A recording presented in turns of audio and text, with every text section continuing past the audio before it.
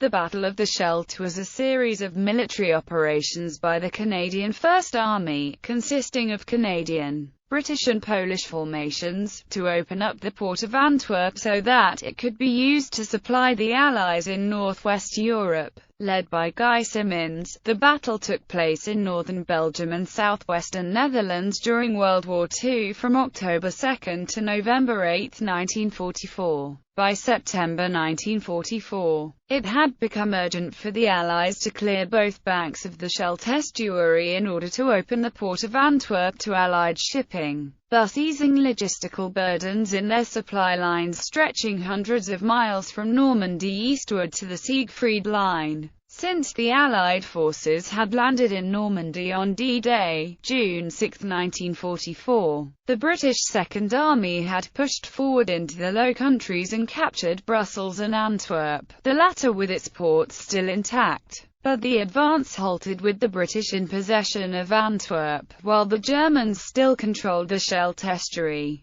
Little was done about the blocked port of Antwerp during September because most of the strained Allied resources were allocated to Operation Market Garden, a bold plan for a single thrust into Germany that began on September 17. In the meantime, German forces in the Scheldt were able to deploy defensively and prepare for the expected advance. The first attacks occurred on September 13. In early October, after Operation Market Garden had failed with heavy losses, Allied forces led by the Canadian First Army set out to bring the port of Antwerp under control, but the well-established Wehrmacht defenders staged ineffective delaying action, during which the Germans flooded the Scheldt estuary, slowing the Allied advance. Complicated by the waterlogged terrain, the Battle of the Scheldt proved to be a challenging campaign in which the losses suffered by the Canadians exacerbated another conscription crisis. After 5 weeks of difficult fighting, the Canadian First Army, bolstered by attached troops from several other countries, was successful in clearing the Scheldt after numerous amphibious assaults,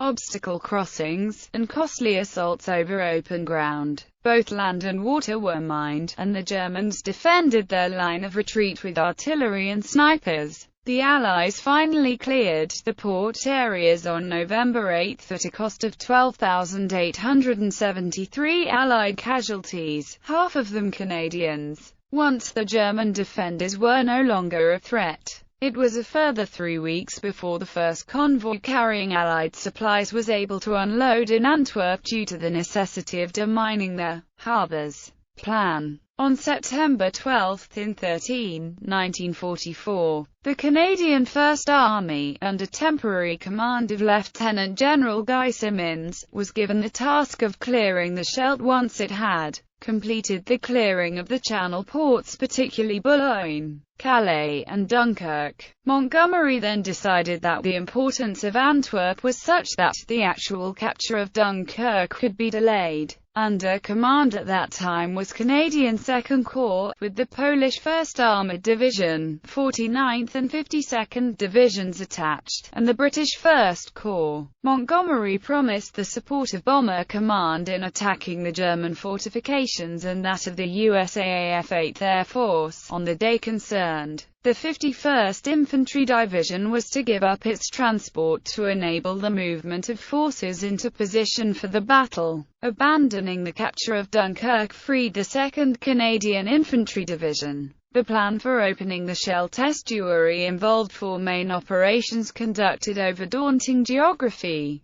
The first task was to clear the area north of Antwerp and secure access to South Beveland. Second was to clear the Breskins pocket north of the Leopold Canal. Third, dubbed Operation Vitality, was the capture of South Beveland. The final phase would be the capture of Walcheren Island, which had been fortified into a powerful German stronghold. As part of the Atlantic Wall, Walcheren Island was considered to be the strongest concentration of defences the Nazis had ever constructed. On September 21, the Canadian 4th Armoured Division moved north roughly along the line of the Ghent-Turnzen Canal. Given the task of clearing an area on the south shore of the Scheldt around the Dutch town of Breskens called the Breskens Pocket, the Polish 1st Armoured Division headed for the Dutch-Belgian border further east in the crucial area north of Antwerp.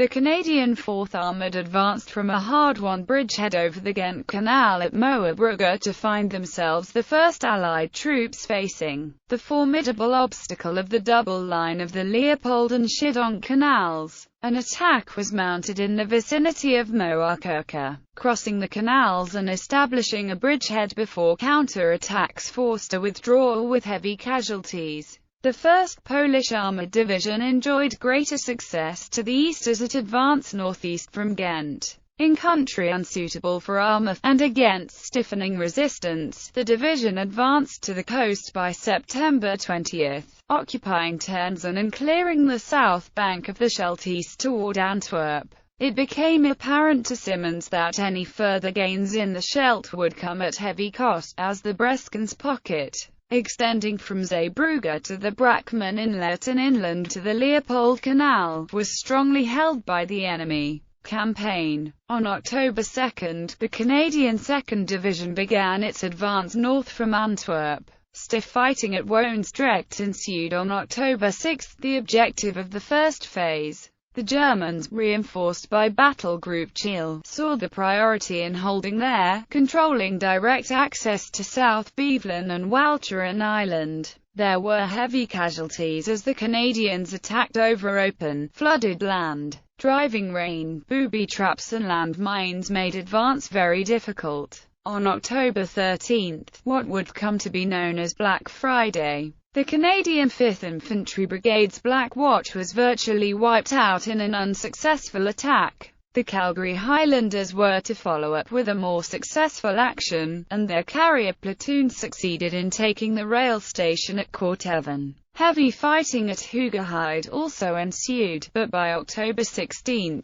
Woensdrecht was secured, cutting the land link to South Beveland and Walcheren. The Canadians had achieved their first objective, but suffered heavy casualties. At this point, recognizing the opportunity, Field Marshal Sir Bernard Montgomery issued a directive that made the opening of the Scheldt estuary the top priority of 21st Army Group. To the east, the British Second Army attacked westward to clear the Netherlands south of the Maas River, securing the Scheldt region from counter-attacks. Meanwhile, Simonds concentrated forces at the neck of the South Beveland Peninsula. The 4th Canadian Armoured Division moved north from the Leopold Canal and took Bergen op Zoom. By October 24, Allied lines were pushed out further from the neck of the peninsula, ensuring German counterattacks would not cut off the 2nd Canadian Division, by then moving west along it towards Walcheren Island.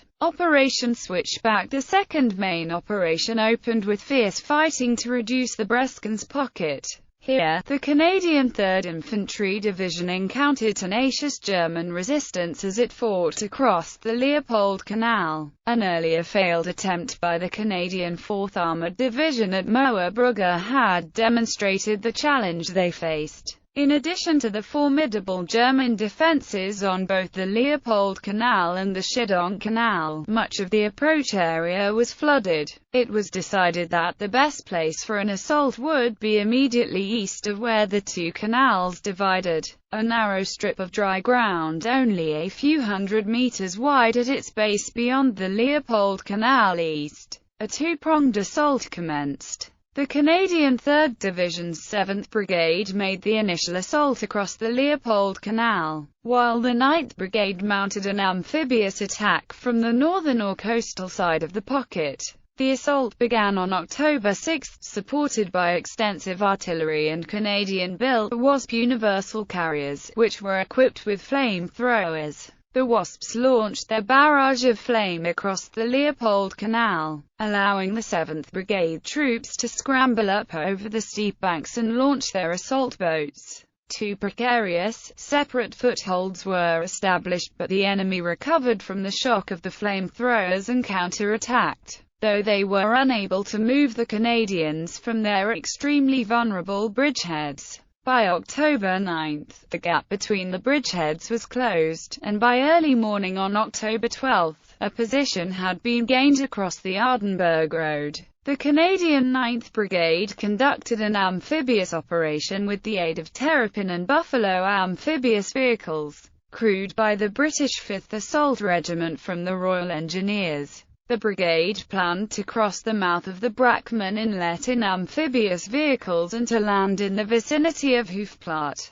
a tiny hamlet in the rear or coastal side of the pocket, thus exerting pressure from two directions at once. In spite of difficulties in maneuvering vehicles through the canals, and the resulting 24-hour delay, the Germans were taken by surprise and a bridgehead was established. Once again, the Germans recovered quickly and counter-attacked with ferocity, however, they were slowly forced back. The Canadian 10th Brigade, from the 4th Armoured Division, crossed the Leopold Canal and advanced at Isabellapolder. Then the 3rd Division's 8th Brigade was called to move south from the coastal side of the pocket. This opened up a land-based supply route into the pocket. The 3rd Division fought additional actions to clear German troops from the towns of Bresgens, Oostburg, Zoutzander and Kazand, as well as the coastal fortress Fort Frederick Hendrik. Operation Switchback ended on November 3, when the Canadian First Army liberated the Belgian towns of Nokker and Zeebrugge, officially closing the Bresgens pocket and eliminating all German forces south of the Scheldt. Operation Vitality, the third major operation, opened on October 24, when the Canadian 2nd Infantry Division began its advance down the South Beveland Peninsula. The Canadians hoped to advance rapidly, bypassing opposition and seizing bridgeheads over the Beveland Canal, but they too were slowed by mines, mud and strong enemy defences. Thus this formidable defence was outflanked, and the Canadian 6th Infantry Brigade began a frontal attack in assault boats. The engineers were able to bridge the canal on the main road. With the canal line gone, the German defence crumbled and South Beveland was cleared. The third phase of the Battle of the Scheldt was now complete. Operation Infatuate. Capture of Walcheren Island as the fourth phase of the battle opened. Only the island of Walcheren at the mouth of the West Scheldt remained in German hands. The island's defences were extremely strong. Heavy coastal batteries on the western and southern coasts defended both the island and the Scheldt estuary, and the coastline had been strongly fortified against amphibious assaults. Furthermore, a landward-facing defensive perimeter had been built around the town of Lissingen to further defend its port facilities should an Allied landing on Walcheren succeed. The only land approach was the slow dam, a long, narrow causeway from South Beveland, little more than a raised two-lane road. To make matters more difficult, the flats that surrounded this causeway were too saturated with sea water for movement on foot, but had too little water for an assault in storm boats. To hamper German defense, the island's dikes were breached by attacks from RAF Bomber Command. This flooded the central part of the island, forcing the German defenders onto the high ground around the outside and in the towns. But it also allowed the use of amphibious vehicles. The bombings, sanctioned at the highest level, were preceded by leafleting warning the local population. The Westkapelle dike was attacked by 240 heavy bombers, resulting in a large gap, but the attacks on the other dikes made certain that the flooding could not be contained. Bombing against the island's actual defences had been limited by bad weather and the requirements for attacks on Germany. The island was attacked from three directions: across the causeway from the east, across the Scheldt from the south, and by sea from the west. The 2nd Canadian Infantry Division attacked the causeway on October 31.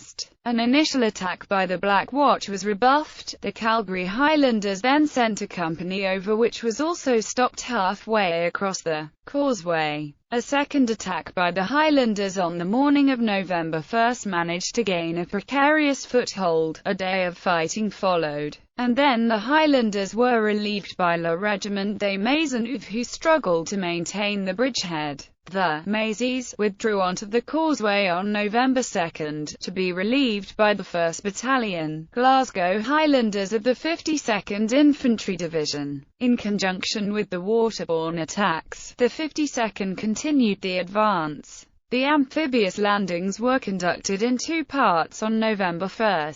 Operation Infatuate I consisted mainly of infantry of the 155th Infantry Brigade and No. 4 Commando, who were ferried across from Breskens in small landing craft to an assault beach in the southeastern area of Vlissingen, codenamed Uncle Beach. During the next few days, they engaged in heavy street fighting against the German defenders. Operation Infatuate II was the amphibious landing at Westkapelle, also conducted on the morning of November 1. Air support was limited due to the weather conditions. After a heavy naval bombardment by the Royal Navy, troops of 4th Special Service Brigade supported by the specialized armored vehicles of the 79th Armored Division were landed on both sides of the gap in the sea dike, using large landing craft as well as amphibious vehicles to bring men and tanks ashore. Heavy fighting ensued here as well before the ruins of the town were captured. Part of the troops moved southeast toward Vlissingen, while the main force went northeast to clear the northern half of Walcheren and link up with the Canadian troops who had established a bridgehead on the eastern part of the island. Fierce resistance was again offered by some of the German troops defending this area, so that fighting continued until November 7.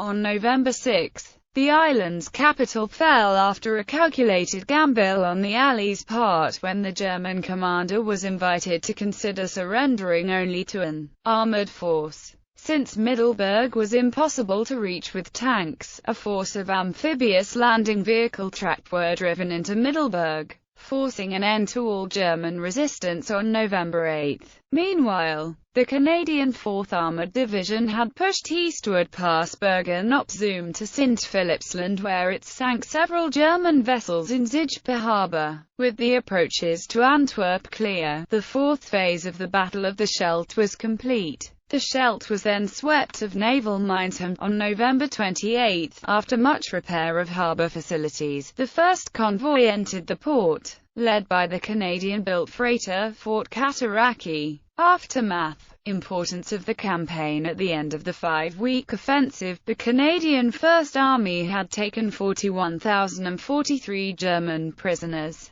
After the first ship arrived on November 28, convoys started bringing a steady stream of supplies to the continent, which began to re-energize the stalled Allied advance from Paris to the Rhine. Germany recognized the importance of the Allies having a deep water port, so in an attempt to destroy it, or at least disrupt the flow of supplies, the German military fired more V-2 ballistic missiles at Antwerp than any other city. Nearly half of the V-2s launched during the war were fired at Antwerp. The port of Antwerp was so strategically vital that, during the Battle of the Bulge, one of the primary German objectives was to retake the city and its port. Controversy. The Battle of the Scheldt has later been described by historians as unnecessarily difficult, as it could have been cleared earlier and more easily had the Allies given it a higher priority than Operation Market Garden.